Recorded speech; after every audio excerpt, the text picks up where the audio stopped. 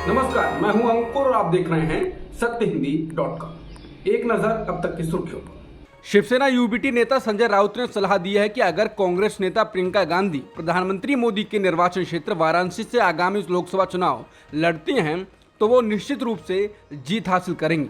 राउत ने कहा कि वाराणसी के लोग प्रियंका गांधी को चाहते हैं। अगर प्रियंका गांधी वाराणसी से पीएम मोदी के खिलाफ चुनाव लड़ती हैं तो वो निश्चित रूप से जीत हासिल करेंगी। भाजपा के लिए रायबरेली, वाराणसी और अमेठी की लड़ाई कठिन है।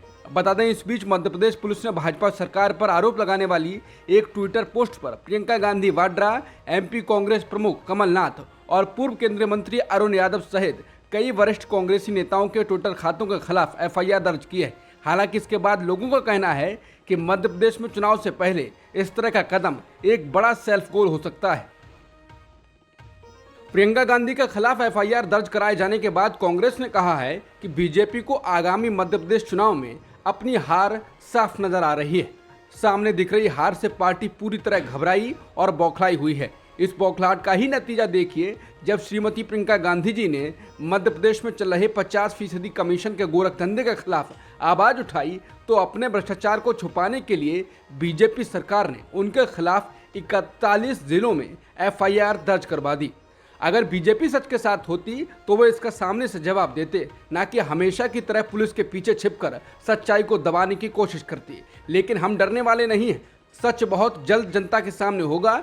जनता आपको माफ नहीं करने वाली है। विनाश काले विपरीत बुद्धि। एनसीपी प्रमुख शरद पवार को एक बार फिर से बीजेपी को लेकर सफाई देनी पड़ी है। अजित पवार से बार बार मिलने के बाद शरद पवार के बारे में संशय बढ़ गया है। इस बीच शरद पवार ने कहा है कि वो बीजेपी में शामिल नहीं होंगे। इसके साथ ही पवार ने कहा है कि उनके कुछ शुभचिंतक भाजपा में जाने के लिए मनाने की कोशिश कर रहे हैं।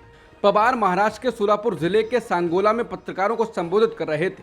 पवार ने कहा कि भाजपा के साथ कोई भी जुड़ाव एनसीपी की राजनीतिक नीति में फिट नहीं बैठता है। शरद पवार की यह प्रतिक्रिया तब आई है जब उन्होंने और अजित पवार ने शनिवार को पुणे में सीक्रेट मीटिंग की। एक रिपोर्ट के अनुसार बैठक शनिवार शाम को कोरेगांव पार्क इलाके में एक बिजनेसमैन के बंगले पर हुई। एनसीपी में फूट पड़ने के बाद अजित और शरद की ये चौथी मुलाकात है।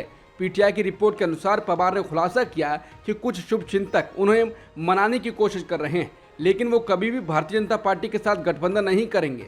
एनसीपी नेता का ये बयान गणपतराव देशमुख के परिवार द्वारा आयोजित एक समारोह में भाग लेने के बाद आया है, जिस कार्यक्रम में बीजेपी के डिप्टी सीएम देवेंद्र फडणवीस भी शामिल हुए थे। शरद पवार को लेकर उठ रहे संशय के बीच शरद पवार ने कहा है कि अजित मेरा भतीजा है। मैं पवार परिवार में सबसे बड़ा व्यक्ति हूं। परिवार में किसी छोटे व्यक्ति से मिलना या उसे मिलने के लिए बुलाना कुछ भी गलत नहीं है। बैठक की गोपनीयता का कारण पूछे जाने पर पवार ने कहा, कौन सी गुप्त बैठक? हम मेरे घर पर मिलने के बजाय किसी के घर पर मिले हैं। क्या ये इसे गुप्त बनाता है? शरद पवार के बार बार अजित पवार से मिलने के बाद एमबीए में कंफ्यूजन पैदा हो गया है। इसी के चलते महाराष्ट्र कांग्रेस नेता नाना पटोले ने उद्धव ठाकरे से मुलाकात की है। पटोले ने कहा है कि हमने राज्य की मौजूदा राजनीतिक स्थिति पर चर्चा की। शरद पवार के बारे में फैलाई गई गलत सूचनाओं पर भी चर्चा हुई। हमारा मानना है कि शरद और अजित पवार की मुलाकात को लेकर लोगों और एमबीए कार्यकर्ताओं के बीच कोई भ्रम नहीं होना चाहिए। हमारा मानना है कि लोग एमबीए को एक संयुक्त मोर्चे के रूप में देखते हैं और हमारे बारे में कोई भ्रम पैदा नहीं किया जाना चाहिए। हम दोनों ये सुनिश्चित कर रहे हैं। इसके बाद शिवसेना यूबीटी के प्रवक्ता और राज्यसभा सांसद संजय राउत ने द इंडियन एक्सप्रेस को बताया कि मैं भी नाना पटोले और उद्धव ठाकरे के बीच बैठक में मौजूद था। हम इस बात पर एकमत हैं कि शरद पवार को हमेशा के लिए रिकॉर्ड सही कर देना चाहिए। उन्हें अपने गुट के रुख को लेकर भ्रम दूर करना चाहिए। इस तरह उनकी बैठक से मतदाताओं के मन में केवल भ्रम पैदा होगा, जो आगामी चुनावों में एमबीए के लिए महंगा साबित होगा। नूह से चंद किलोमीटर की दूरी पर स्थित पलवल के पोंडरी गांव में आयोजित हिंदू महापंचायत में पुलिस अधिकारी रविवार 13 अगस्त को असहाय होकर नफरती भाषण सुनते रहे। पलवल पुलिस ने सरकार के आदेश पर पहले इस महापंचायत को अनुमति देने से इनकार कर दिया था, लेकिन रविवार सुबह कुछ शर्तों के साथ इसे अनुमति दे दी गई। लेकिन महापंचायत में कुछ वक्ताओं ने पुलिस की निगरानी में खुली धमकियां दी। एक वक्ता को यह कहते हुए सुना गया, यदि आप उंगली उठाएंगे तो हम आपके हाथ काट देंगे। जबकि कुछ वक्ताओं ने राइफलों के लिए लाइसेंस की मांग की ताकि इन राइफलों का इस्तेमाल समुदाय विशेष से बचाव में किया जा सके। ये पंचायत नूह में 2 सप्ताह पहले हुई सांप्रदायिक हिंसा में 6 लोगों की मौत के बाद आयोजित की गई। विश्व हिंदू परिषद की धार्मिक यात्रा को पूरा करने पर चर्चा करने के लिए हिंदू समूहों ने यह महापंचायत बुलाई थी। इंडिया टुडे की मुताबिक महापंचायत में हरियाणा गोरक्षक दल के आचार्य आजाद शास्त्री ने इसे करो या मरो की स्थिति कहा और युवाओं से हथियार उठाने के लिए कहा। शास्त्री ने कहा कि हमें तुरंत मेवात में 100 हथियारों का लाइसेंस लेना सुनिश्चित करना चाहिए, बंदूकों का नहीं बल्कि राइफलों का, क्योंकि राइफलें लंबी दूरी तक फायरिंग कर सकती हैं। यह करो या मरो की स्थिति है। पीटीआई के मुताबिक वीएचपी पदाधिकारी देवेंद्र सिंह ने बताया कि सभी हिंदू समूहों ने नूह में 28 अगस्त को यात्रा पूरी करने का फैसला किया है, जिस पर 31 जुलाई को नूह में कथित तौर पर हमला किया गया था। उम्मीद है कि यात्रा प्रशंसा और उत्साह के साथ पूरी होगी। पलवल के पोंडरी गांव में आयोजित हिंदू महापंचायत में आजाद सिंह आर्य नाम के बंदूकधारी गुरु ने कहा, सभी को राइफल लेनी चाहिए, रिवॉल्वर नहीं, क्योंकि रिवॉल्वर से दूर तक गोली नहीं मारी जा सकती। मैं युवाओं से कहता हूं कि अपना खून गर्म रखो। मैं प्रधानमंत्री मोदी से कहना चाहता हूं कि आप मनोहर लाल खट्टर को हटाकर हमें योगी आदित्यनाथ जैसा मुख्यमंत्री क्यों नहीं देते हैं। आर्य ने कहा, मैं इस हिंसा में मारे गए लोगों को सलाम करता हूं। मैं नासिर और जुनैद की हत्या के मामले में जेल में बंद लोगों को भी सैल्यूट करता हूं। नासिर और जुनैद गौ हत्यारे थे। जैसे ही उन्हें मारा गया, राजस्थान की सरकार उनके लिए खड़ी हो गई। मेवात और आसपास के गांव के हिंदुओं को हर गांव में कम से कम 100 लाइसेंस लेने चाहिए। विश्व हिंदू परिषद समेत इस महापंचायत में शामिल कई समूहों ने कहा कि नूह जिले को खत्म कर दिया जाना चाहिए और यहां गौ हत्या को रोका जाए। विश्व हिंदू परिषद ने कहा कि नूह में हुई सांप्रदायिक हिंसा की जांच एनआईए को करनी चाहिए। वहीं एक पुलिस अधिकारी ने कहा है कि अगर भाषणों में आपत्तिजनक चीजें सामने आती हैं तो कार्रवाई की जा सकती है। हरियाणा के नूह में सोमवार से इंटरनेट सेवाएं बहाल कर दी गई हैं। 15 दिनों पहले हिंसक झड़पों की वजह से नूह और आसपास के शहरों में इंटरनेट बंद कर दिया गया था, लेकिन सरकार का ये फैसला कई सवाल खड़े कर रहा है। हिंदू संगठनों ने रविवार को पलवल के पोंडरी गांव में महापंचायत करके 28 अगस्त को नूह के नलहर मंदिर से फिर जलाभिषेक यात्रा निकालने की घोषणा की है। इसे लेकर फिर से तनाव बढ़ सकता है।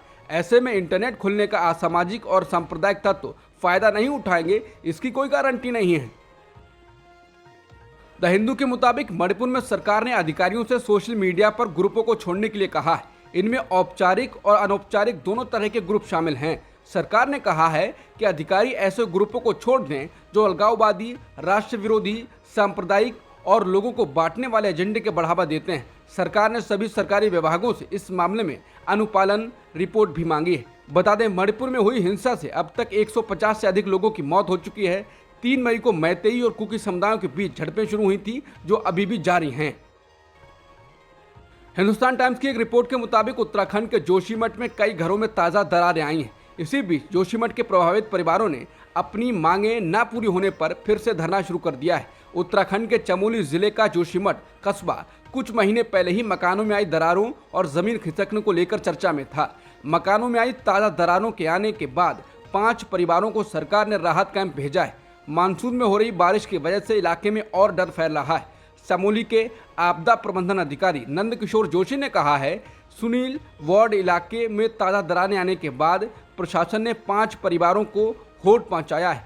हम हालत पर नजर रखे हुए हैं। बता दें, जुलाई में सुनील वार्ड में एक 6 फीट का गड्ढा नजर आया था, जिसके बाद लोगों में डर फैला हुआ था। चमोली जिला प्रशासन के ताज़ा आंकड़ों के मुताबिक अब तक जोशीमठ में 868 इमारतों में दरारें आ चुकी हैं। अधिकारियों के मुताबिक इनमें से 181 असुरक्षित जोन में हैं, जबकि फिलहाल 296 परिवार कैंपों या किराए के घरों में रह रहे हैं। हिमाचल प्रदेश में सोमवार को भारी बारिश के बीच अलग अलग घटनाओं में कम से कम 16 लोगों की मौत हो गई है। एक अधिकारी ने बताया कि हिमाचल प्रदेश के सोलन जिले के एक गांव में बादल फटने से एक ही परिवार के 7 सदस्यों की मौत हो गई, जबकि भारी बारिश के बीच शिमला में एक शिव मंदिर के ढहने से 9 लोगों की मौत हो गई। मंदिर में राहत और बचाव कार्य किया जा रहा है। फंसे लोगों को निकालने का प्रयास जारी है। मुख्यमंत्री सुखविंदर सिंह सुक्खू ने कहा है कि स्थानीय प्रशासन मलबा हटाने और फंसे होने की आशंका वाले लोगों को बचाने के लिए काम कर रहा है। अब तक की खबरों में इतना ही। बाकी खबरों के लिए बने रहिए सत्यहिंदी.com के साथ।